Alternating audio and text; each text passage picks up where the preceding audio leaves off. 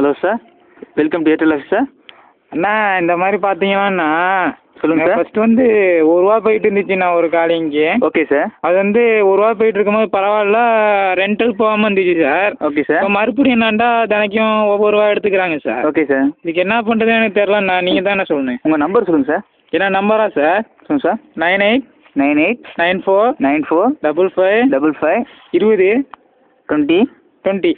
20 sir இப்போ என்ன பிளானில் இருக்கீங்க சார்? இல்லை சார், நீங்கள் தினைக்கும் எனக்கு ஒவ்வொரு ரூபா எடுத்தீங்கன்னா எனக்கு வந்து ரொம்ப கஷ்டமாக இருக்குது சார். சார் என்ன பிளானில் இருக்கீங்க சார்? நான் வந்து பிளேனில் போகணுன்னு எனக்கு ரொம்ப ஆசை சார். சார் நீங்கள் என்ன பிளானில் இருக்கீங்க சார்? இல்லை சார், எங்கள் வீட்லேயும் துபாயில் எனக்கு பிளேனில் அனுப்பணுன்னு தான் சார் பார்க்குறாங்க. ஆனால் என்னாட்டி முடியல சார். ரொம்ப கஷ்டப்படுற ஃபேமிலி சார். என்ன நம்பி 4 அக்கா இருக்காங்க சார்.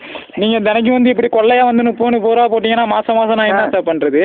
நீங்கள் என்ன பிளானில் கார்டு வாங்கினீங்க சார்? இல்லை சார், எனக்கு பிளேனில் போகணுன்னு ரொம்ப ஆசை சார். ஆனால் எங்கள் வீட்டில் வந்து விட சார், நூசு புண்டை சும்மாடுறா, இந்த மாதிரி விட மாட்டேங்கிறாங்க சார். நூசு புண்டை சும்மாடுறா, இந்த மாதிரி விட மாட்டேங்கிறாங்க சார் பிளேனில்.